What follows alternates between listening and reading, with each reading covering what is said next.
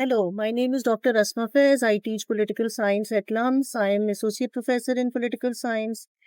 And we've decided to do a podcast for Gurmani school and basically with elections approaching in India and Pakistan. So we decided to use this opportunity to talk to two of the world's finest experts who work on electoral politics, party politics, all things politics in India and Pakistan. So I'm very happy that I am hosting Professor Christophe Jaffrelot and Professor Mohammad Waseem in this podcast.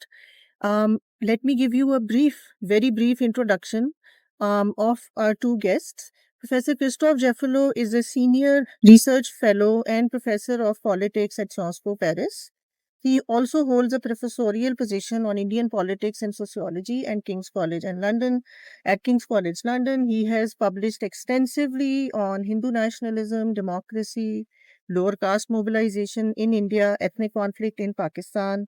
We're very happy that Professor Jaffrelot is here with us at LUMS, so we welcome you to LUMS. Then, of course, we have Professor Mohammad Waseem with us. He's now Professor Emeritus of Political Science at LUMS, has written extensively on patterns of electoral politics, party politics in Pakistan. Um, he has a very distinguished resume. It will take a lot of time to read about that resume. Let me just mention that his latest book, Political Conflict in Pakistan, is considered to be one of the classics on politics of Pakistan.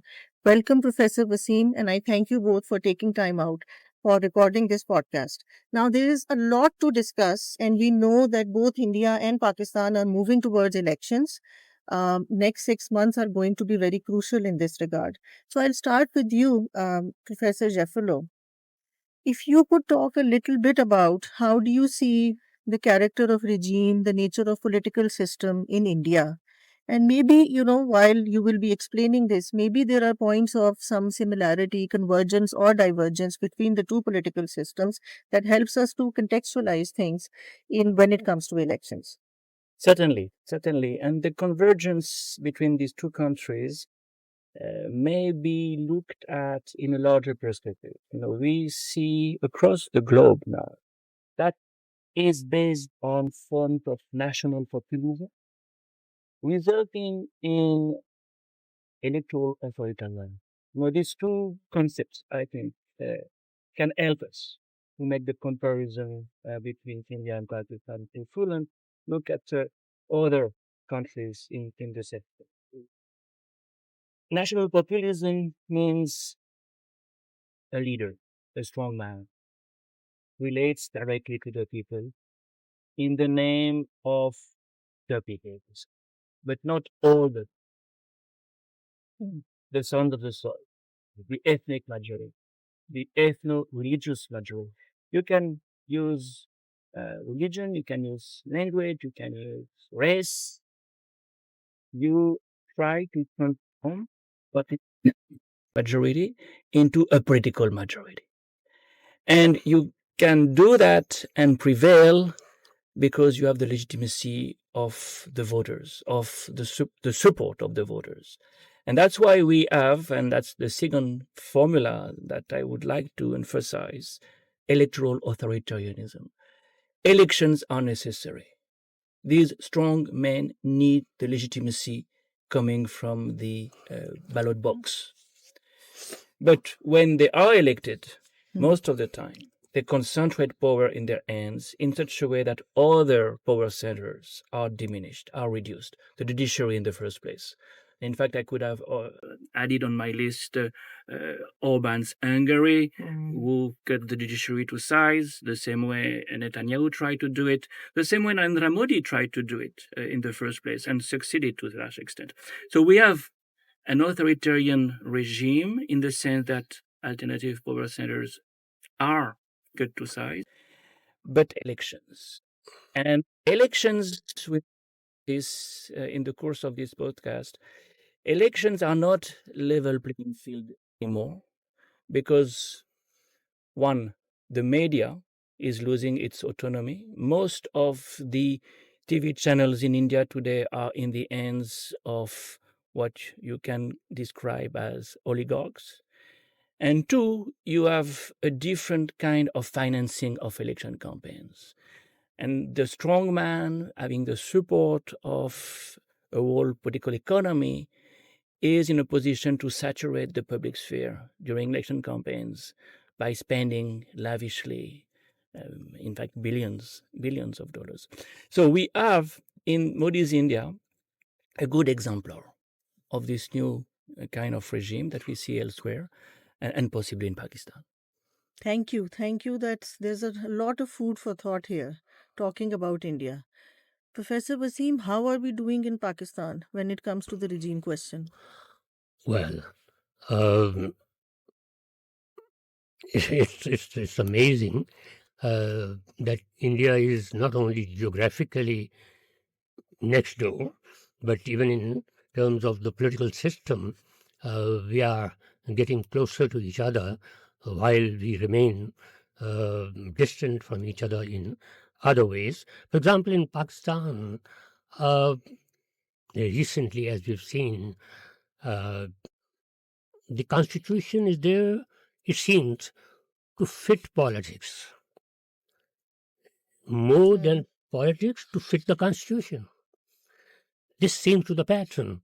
For example,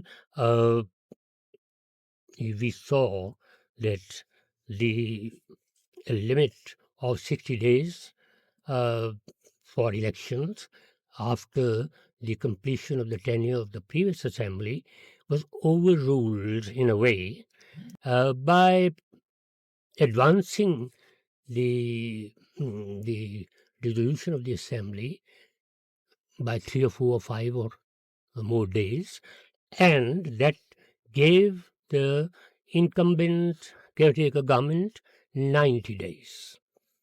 They needed time to go to the people and try to counter what they considered to be the PTI's popularity. And after that, there was another delay. For example, this time, because of the new census which came out, and after the new census, at least constitutionally, it was required to go for new delimitation. So right now, there have been new constituencies coming up, and the process is still not complete. That means people who are fighting elections, going to fight elections, they still don't know what will be their constituencies. That's today the situation on 27th November. Yeah. So the list will come out on 30 November. So you can see that people seem to be waiting for the voters. Who will be the voters in their constituencies? The process, they still don't know about it. So here there is a charge coming from PPP and PTI and certain other lesser parties that there is no level playing field because of various things. For example, there are so many cases, court cases, being pursued against PTI leaders. And of course, PPP feels that the party is being squeezed because of political engineering going on in its heartland, which is Sindh. And there is a coalition building effort going on to counter the PPP in that province. And not only that, the media. Media is not covering the political competitors fairly. There is quite a bit of self-censorship being exercised on the part of the media when it comes to those who are on the wrong side of the establishment. So this is also very much part of the reality currently. And I would also say, because of all these things, there is no momentum as far as elections is concerned. There are no public rallies. The election campaign has yet to start in earnest. So if this is the situation, that means that political parties are down, voters are down, only electables are up for the grab. So the powers that be would like to pick and choose those electables who would like to be on the right side the powers that be, and that means what? That means that there is political engineering going on, which would cast a shadow on the elections when these are held on 8th February 2024. Just a small follow-up question. Has it been this dull leading up to elections in Pakistan? Dull in the sense because there is so much uncertainty. There is a sense of apprehension that are elections going to be held, and just like now you mentioned that you don't even have constituencies defined. We are at the end of November. Is this a particular type of scenario, peculiar? The people have been showing the reservation about the finality of the date of our elections. For example, are these elections going to be held on 8th February? It's strange that the government, either purposely or otherwise, has kept the confusion going. There is no red alert. Yes, on that day there will be a test of the public will. Who will govern the country after that date? That lack of assurance on the part of the caretaker government is, very annoying for those who are going to enter the political competition. In fact, the caretaker government, that model differs from the model next door in India, and it's a major difference. Caretaker government was devised in Pakistan by President Ziaul. The idea was that suddenly democracy is on hold. Those who are taking decisions, they belong to no party, whichever party is going to hold or to participate in elections will not be part of the caretaker government. That meant that the establishment would take over directly, and those who will hold the elections will be, in a way, representative of the void which is there. There is a political vacuum under any caretaker government. So I think Pakistan must do away with this provision for caretaker government. Okay. Christophe, you were mentioning a number of things about Indian political system. So electoral authoritarianism, now this is something that comparative politics, students, academics, love to talk about. And you're right, this has become so widespread. But we also see that there is a large coalition of, parties which seem to be very active and trying to mobilize to prevent a hat-trick. So as of now, end of 2023, is it fair to call that this is a system which can be described as electoral authoritarianism because you still have very strong multi-party system, etc.? So if you could comment a bit on that. Yeah. Well, in electoral authoritarianism, there is election. And when you have elections, you have parties. And you have competition. And there is a competition. The definition of authoritarianism that I like the most is by Juan Linz. Juan Linz, who is, in a way, the father of all of us so far as political theory is concerned. And he says, authoritarianism means reduction of pluralism. It does not mean that there is no pluralism. It means that the voices do not have the same strength. But there are voices, many voices indeed. And in the case of India, we need definitely to emphasize the role of parties, the role of coalitions of parties. And this year, we've seen the making of a large coalition known as India, comprising of 28 parties, state parties, of course, mostly, but also the Indian National Congress, that is in the leading position. And that is very resilient. There was a time when the BJP was longing for Congress-free India, Congress Mukt Bharat. There is no way you today use the word. It's passé, because Congress has shown that it was resilient. At the state level, and we see Congress ruling a half a dozen, of Indian states, which is alone or in coalition, but mostly alone.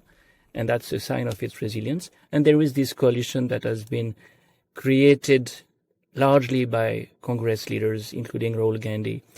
So there'll be competitions at the state level in the first place, and we'll have very important state elections results on the 3rd of December, very soon indeed. Rajasthan, Madhya Pradesh. Yeah, Rajasthan, Madhya Pradesh, Chhattisgarh, Telangana. The 4 main states are these ones. Then you have smaller states. And Congress is ruling 2 of these 4 states and may either win 2 or less or more Are there states. any early predictions? Very difficult to say. It's very difficult to say. And you have now these fake opinion polls, I would dare to say that. Fake opinion polls. Part of disinformation circulating. So I would not give any prediction. But if, it's a big if, but if Congress retains 2 of the 4 states or win a 3rd state, then that would give, of course, some more credibility to this coalition that Congress is leading. The problem with parties in India is, one, they are more and more lineage-based. And the son of the leader takes over almost automatically. It was true of Samajwadi Party, DMK, Shiv Sena, of course, Congress in a way. So you have this weak point. There is no party democracy, really. And it's not so good for democracy at large. 2, you have the problems of defections. And one of the fear the opposition leaders have is, well, if BJP is trying to attract some of the sitting MPs who are not renominated, because you can't renominate as many candidates when you create a coalition, then they may defect to the ruling party of today. So there are many reasons why party politics is still vibrant and also somewhat vulnerable. No, thank you for this, very precise analysis of political parties. This is something that I was going to come towards, because political parties, as we know, are, the fundamental pillar of democracy. And despite multiple military interventions in Pakistan also, parties have not ceased to exist. All of the parties, they rebound and they come back. Professor, would seem like, as Professor Jaffrelot has just, given a kind of a brief assessment of parties in India, how would you assess political parties in Pakistan? Well, first of all, you see dynastic political parties, if not exactly like in India, but on the same pattern. There is intergenerational transition going on, at least in the 2 front runners. That is, if you count PTI currently in limbo. So PMLN, for example, some kind of transition is taking place. By 2, you mean PMLN and PPP? That's right. Okay. So these 2 parties. In PPP, transition seems to have taken place to some extent. Bilawal has taken the initiative, has been speaking around. He has been addressing large public rallies already. In sufferance for his father. On the other hand, in the case of PMLN, Nawaz Sharif is still the Supremo. He's the central figure. When he was abroad, when he was sick, and when there was PDM agitation going on out in the field, at that time it was Mariam. It was the daughter who took up the lead. So it happened twice during the last 2 or 3 years that she took up the initiative, and people took her seriously as the new entrant into the political feel. But in the current scenario, I think she's considered to be too radical by the establishment and by even the party itself, the electables within the party. They feel that they would like to go with Nawaz Sharif, symbolically and otherwise, than with Maryam. So in this party, the transition is not complete. And in the case of PTI, there is no horizontal or vertical transition as yet. Otherwise, I would say that the parties in Pakistan are traditionally weak in organizational terms. There is quite a bit of distance between the leaders on the one hand and the cadre and the workers on the other. So that means there is no policy input from the bottom of not only these two parties, but PTI and even the lesser parties. That's one. In a way, the leadership of these parties lives in an ivory tower. They are not very much under any pressure in terms of policy or otherwise from their own parties. And of course, there are three major kinds of parties in the field, the mainstream parties, these three parties that I have mentioned, and apart from them, there are Islamic parties.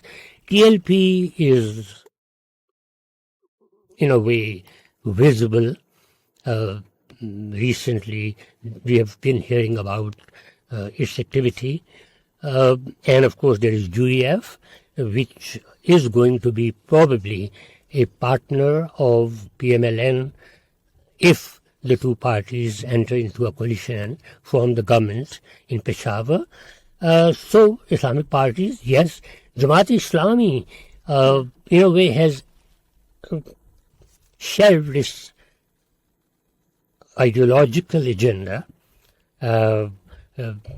Always it focused on morality, on religion, but for some years now, they've been talking, for example, about fair elections, constitutional requirements to be fulfilled, and very recently about Palestine, whatever is happening. The party leadership of Jamaat Islami has been criticizing that Pakistan and other Muslim countries have not taken a public stand on that issue. And finally, there are ethnic parties. So right now, the most visible party would not be probably called an ethnic party, although it's very much ethnic in its makeup of the leadership. BAP, that is Baloch Awami Party. This Balochistan party, sorry, Balochistan Balochistan Awami Party, that is a party which is to its own disadvantage, which is Would you put closely it in identified with the ethnic powers. category? That is very much Baloch, that is Balochistan. It's Balochistan party, restricted to that province, but lately it has an image of being very much with the establishment, and it will make a difference when the post-election coalition building takes place. Yes. It will play a major role. For example, quite a few of its members have recently joined Pakistan Muslim League, and so on. Otherwise, you have BNP, Mangal Group, which is very much in trouble, particularly in its own constituency, where its tribal foundation lies. And MQM is, in a way, being propped up, let's say, through unity of its three major factions. But ANP in KP is weak and probably will remain weak. So this is the situation of political parties in Pakistan. Yeah. If I may, the word Professor Waseem used, transition, in the case of PTI, saying the transition is still to come. That makes me think about the transition BJP has experienced, because this is a very important transformation. When we see the kind of leadership that Modi is in a position to exert at the helm of BJP today, we see a situation that is vastly different from what the BJP used to be. The BJP of the 80s, 90s, 2000s even, was very collegial, and you had Vajpayee and Advani representing this collegiality. Never one man only at the top, at least two. Collegiality in terms of internal decision-making structures? Yes, because the narrative was Hindu nationalism. No, of course, ideology remains the same, and there was certainly a division of labor, with Vajpayee being more moderate and therefore more acceptable by the coalition partners, and Advani being much more radical is not the right word. He was closer to the Hindutva doctrine. But at the same time, they worked together.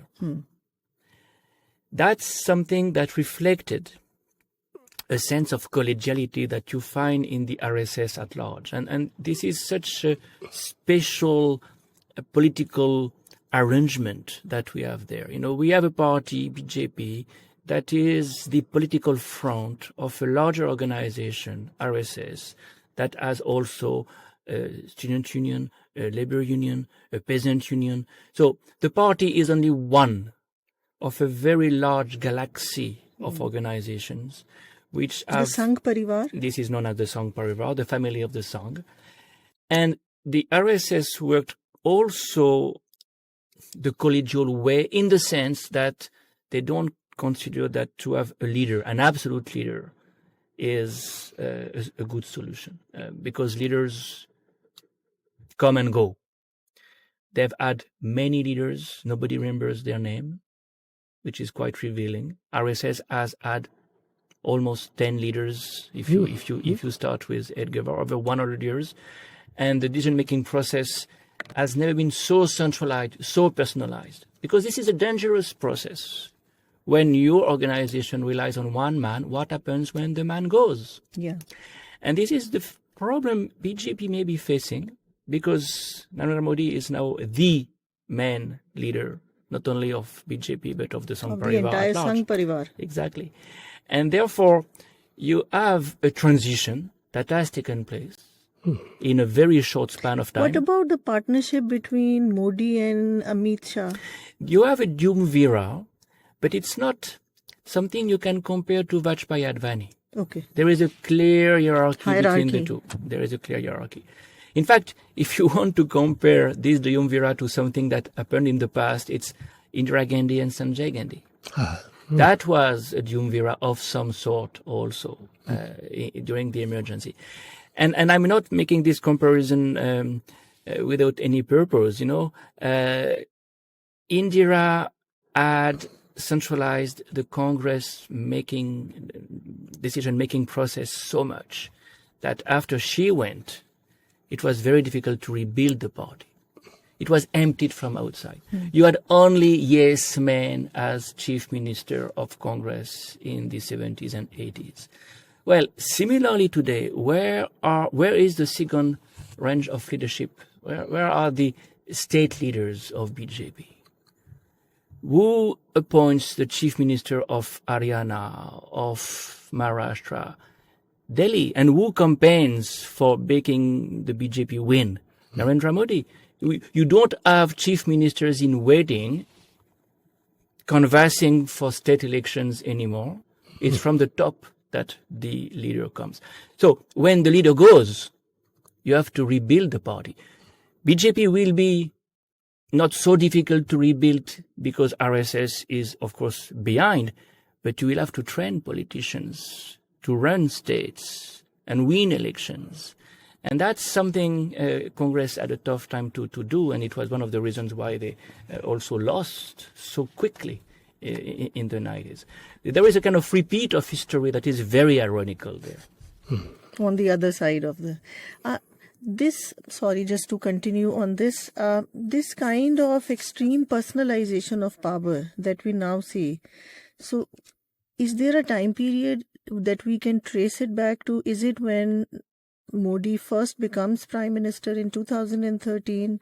Because before that, what you're saying, pre-Modi, this is a party, where a lot of consultation. You have a significant number, a handful of leaders. This is now like a one-man show. Yeah, no, 2014 is a turning point, definitely.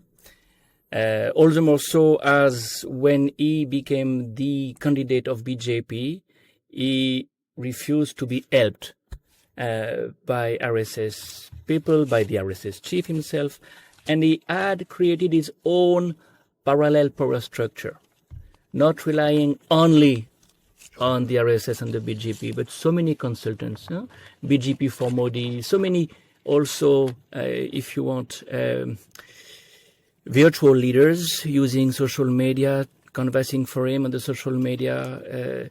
This is what Pradeep Shibir and Sushman Osterman called vote mobilizers. Vote mobilizers who are not necessarily Sangh Parivar members. We would have not voted for BJP if he had not been the candidate.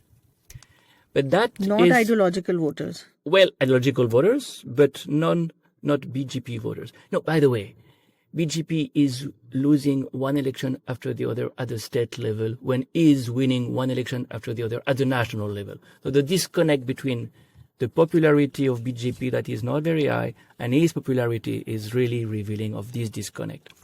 So that was very clear in 2014, but that was clear before, because this disconnect, and I would say this tension between Modi and RSS and the BJP itself, was there in Gujarat. In 2007, he won the election in spite of BJP almost, in spite of RSS almost. He had already his own parallel power structure because in the party itself, there was a lot of reluctance at that time. So you see, it's a transition that is not that recent and that is completely new compared to what we had before. Before, BJP was the party of the RSS. You can't say it is the party of the RSS today. Of course, it is representing the RSS ideology, but it is governed by someone who has emancipated himself from the party for sure, but also from Nagpur. Oh. Professor Waseem, if we were to carry this conversation into Pakistan also, I would like you to say a little bit about the leadership factor in Pakistan in terms of parties. And now we also know, as you mentioned, that there is a kind of a weak organizational structure of political parties in Pakistan as well. I think, as I mentioned earlier, this is the first lesson about politics in Pakistan, that there are political parties which are only election entities. They are, in a way, platforms for mobilizing the public, focusing on one end in prospect, which is winning the election. Now, winning the election has involved not only the organization or the lack of it, but also the makeup of the constituencies. For example, recently, what has been going on is a kind of discussion about whether constituencies should cross the administrative boundaries. For example, can a constituency be based on some areas from one district and some other areas from the neighboring district? Is it possible? Why is it? Because the traditional political leadership would like to exploit its relationship with the district administration, which has been there for 1 or 2 or 3 generations. And that process gets disrupted because political leadership probably had forged relations with the district bureaucracy and both of them have been helping each other win the elections. That is on one side, that is the political side. Now they'll have to depend on new administrators out there. In the case of those constituencies which are split between the two districts. And not only that, within the provinces there has been a kind of a shift like this, that in certain areas, for example, Hangu in KP, instead of one, now the district has two constituencies. And in certain other areas where there were two constituencies, there is one, or from 5 to 4, or otherwise. So there is a kind of political destabilization of the electorate, the way they used to be in contact with the leadership.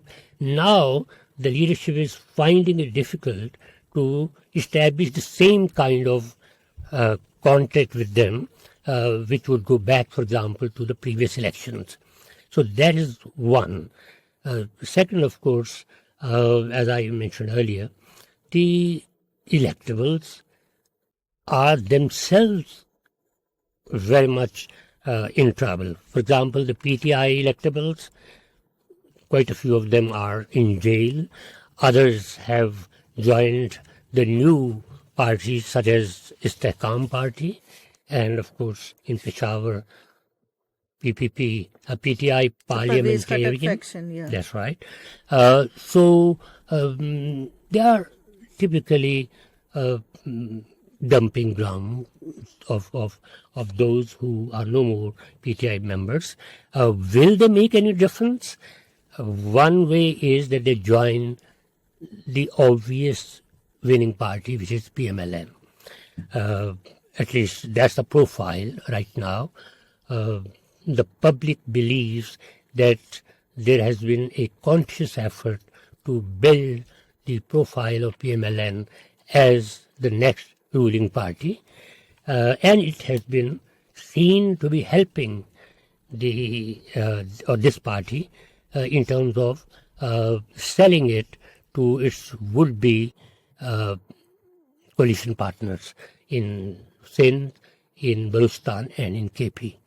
So, and in Punjab itself, for example, Istehkam Party and PMLN are considered to be in some way close to each other. So all this means that political parties will not be selling any distinct message of their own in terms of a large number of areas of policy such as health, education, labor relations, foreign policy, defense policy. In no area of public policy is there any distinct posturing of any one of the top contenders for power. So this is the situation where probably status quo orientation is the issue which is out there. Everybody is there fighting for coming into power and thus enjoying the patronage which flows from the state. Thank you. Which makes me think about elections in India, because in Pakistan generally there is a very fine connection between provincial level politics, national level politics in some sense. In case of India, like you just mentioned, that we have some important state elections coming up on 3rd December, which might indicate where does BJP stand. But if you could just elaborate, for our viewers, why is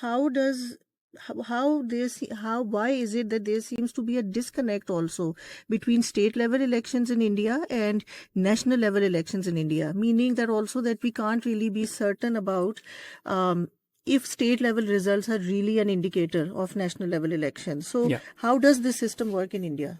Well, there is indeed a disconnect, but I would say there are two disconnects. Okay. One is between the national elections and the state elections, and one is between the North and the South. Okay. Because even, and I'll begin with this one, even at the state election level, the South is now BJP free. If I want to paraphrase the Congress Mukt Bharat slogan, we have BJP Mukt Dakshin Bharat. This is South India is now free from BJP because they've lost also Karnataka this year. So Kerala, Tamil Nadu, Karnataka, Telangana, Andhra Pradesh are ruled by other parties. And this is in stark contrast, of course, with the North, Indie Belt, but also Western India. That's one interesting transformation resulting from some rejection of the Hindu nationalist agenda that includes Hindi as the language, something, of course, the South doesn't want. And two, you have a resilience of secularism that is very much there in the South, especially in Tamil Nadu, especially in Kerala. You see it. And third, never forget that the subtext of Hindu nationalism is social conservatism and upper caste dominated politics. And the South is allergic to that for almost 100 years. You know, this is where the anti-Brahmin movement has started, 1920s. It's another reason. And the demographic considerations, factors do not help because the percentage of upper caste in South India is much smaller than in the North. You know, you have 3% of Brahmins in Tamil Nadu, you have 10% in Uttar Pradesh, and it's only one of the groups. So this disconnect is certainly something to keep at the back of our mind. The other one is, of course, more puzzling. How is it that, let's take the last election result. December 2018, Congress could win 3 states, Rajasthan, Madhya Pradesh, Chhattisgarh. They could not rule Madhya Pradesh because some members of the assemblies shifted to BJP. But BJP had lost. 3 states were lost in December 2018. 3 states which voted massively for Modi 6 months after that. Yes, I was actually thinking of that because... And here you see the power of what we call national populism. You know, the national populist is in a position to relate to the people on emotional issues. Now, emotional issues at the state level are not so easy to manipulate. You can't claim that you will build the Ayodhya temple when you are chief minister of Madhya Pradesh. You can when you are prime minister of India.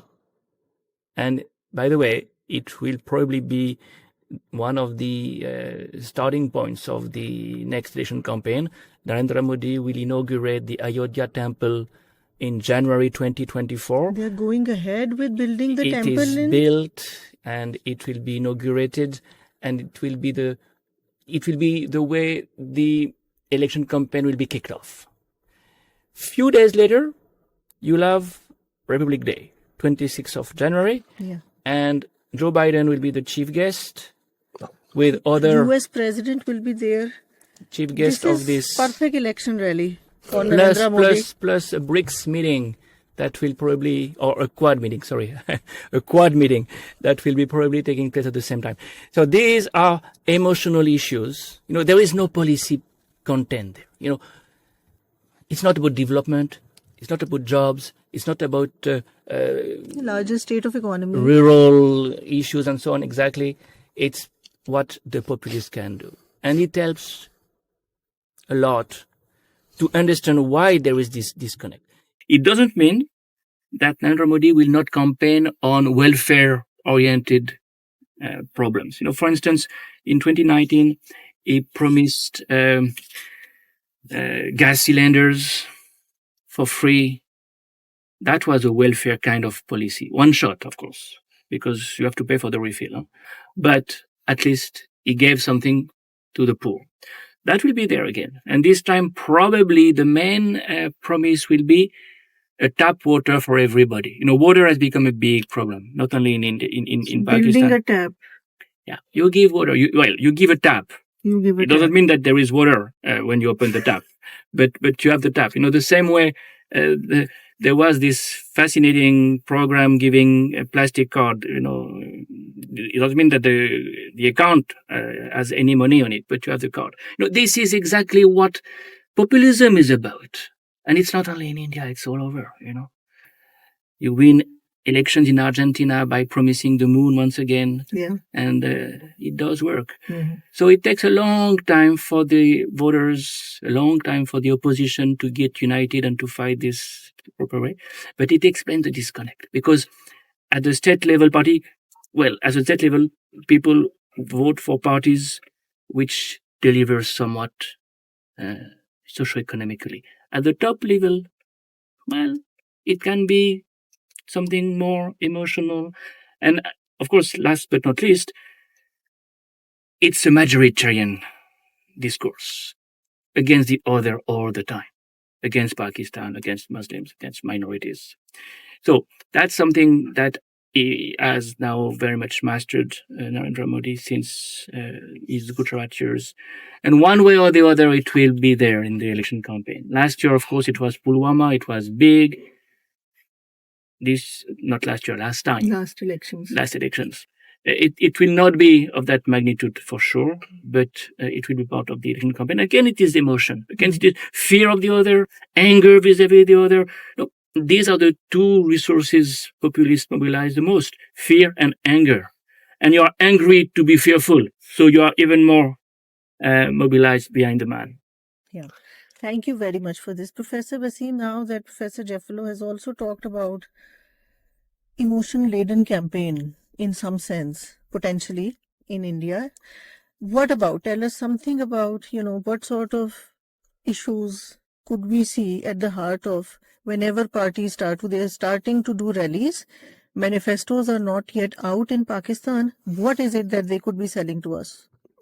I would call these elections non-issue, non-policy, and non-ideological elections, in the sense that political parties are not carrying any particular agenda, distinct from the agendas of other political parties. Out there, what we see is, as opposed to India in this case, instead of populism, there is an effort to decimate the perceived populism of the PTI leader. So this is taking the country back to the status quo, where the older pattern should continue, which means that those dynastic leaders, along with their weak political organizations and a kind of a non-mobilized voting public, that seems to be the end result of whatever is going on by way of elections. So that means there is a kind of restoring the older pattern. So here you hear about the political crisis, the economic crisis, and the security crisis in terms of Taliban attacks, for example, here and there.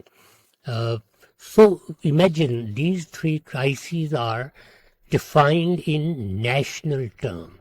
So there is a kind of a lack of acknowledgement of local issues, the issues which hit the public in day-to-day life.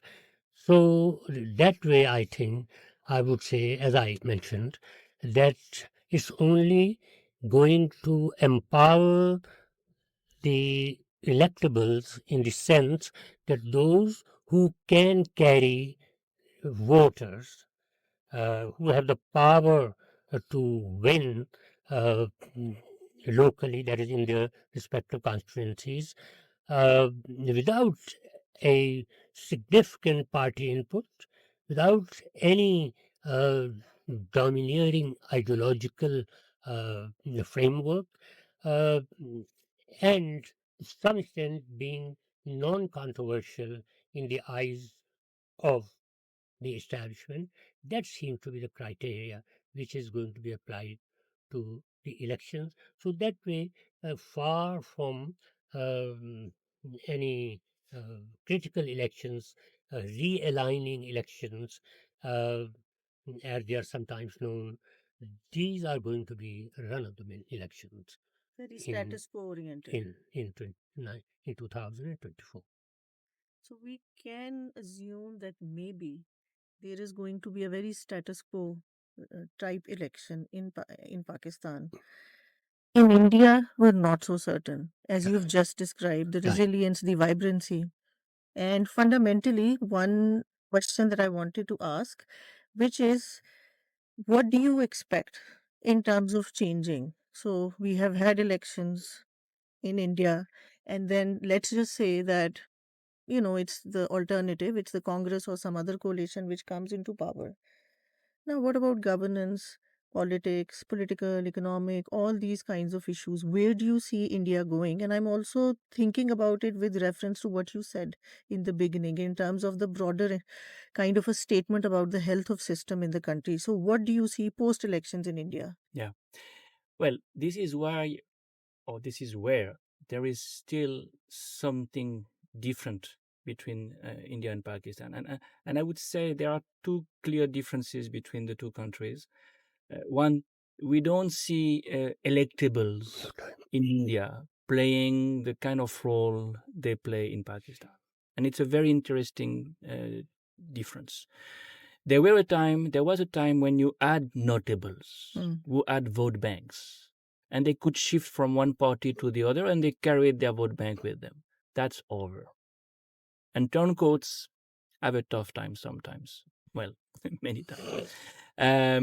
Because you've seen the emancipation of the plebeians who have created their own parties. The Dalits have their own parties. The lower caste have their own parties.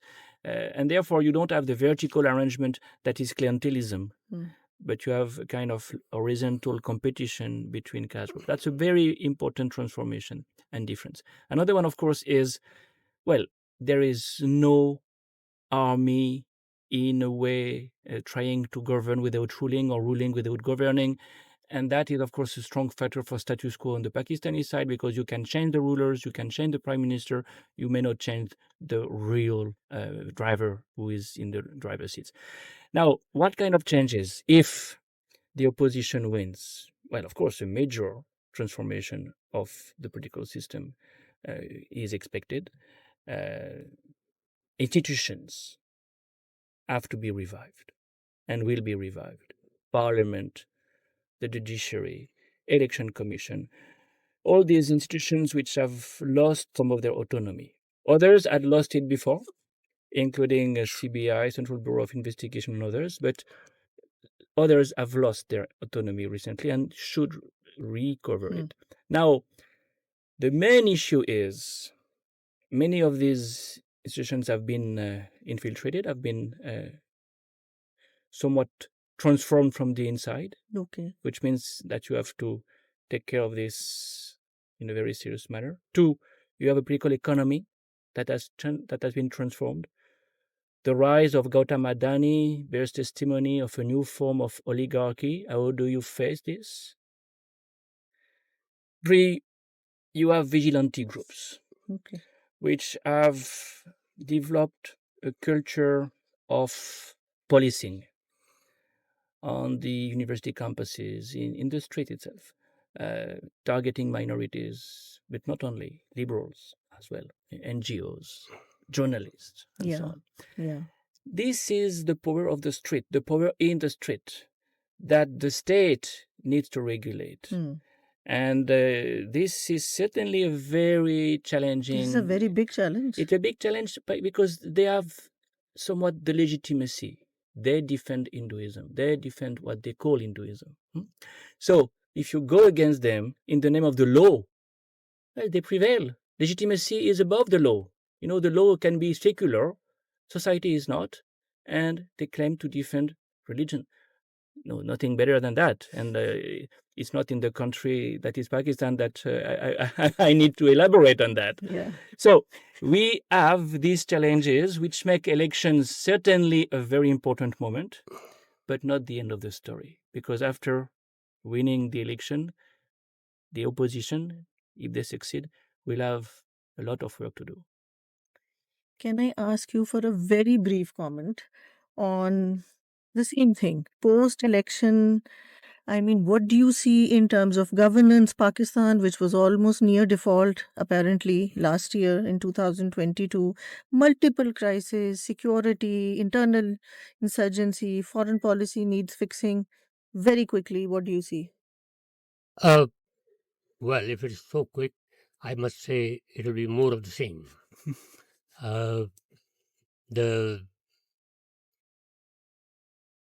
The government, as of now, is struggling with the economic crisis. That is one. That's why it's running around trying to procure funds for keeping the economy going. That's what's going to be. For example, if Nawaz Sharif is there as Prime Minister, then I see him again visiting Gulf countries and China and, of course, the wider world here and there in search of funds. That's one. And he, in a way, as the record goes, he's probably a better manager of funds in some ways than others. And second, of course, that there'll be a kind of a political stability because the election would have taken place, because there'll be an elected government. The crisis of legitimacy would be avoided in that particular situation. There'll be somebody who would enjoy the mass mandate. So that way, at least, there'll be no political crisis.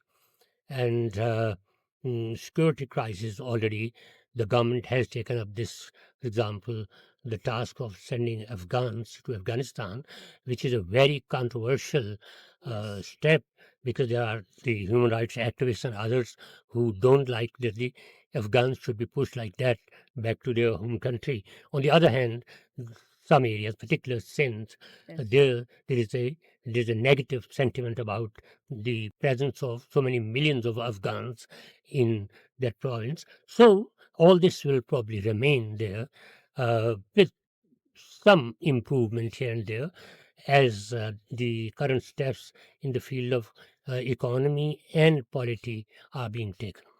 Thank you.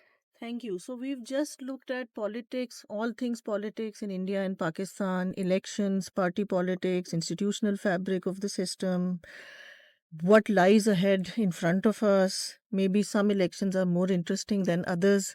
We remain, witness to the story as it unfolds.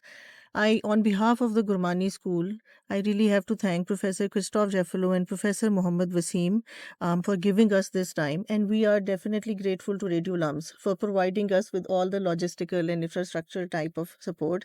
So we still live through exciting times. That is where I want to finish. Thank you.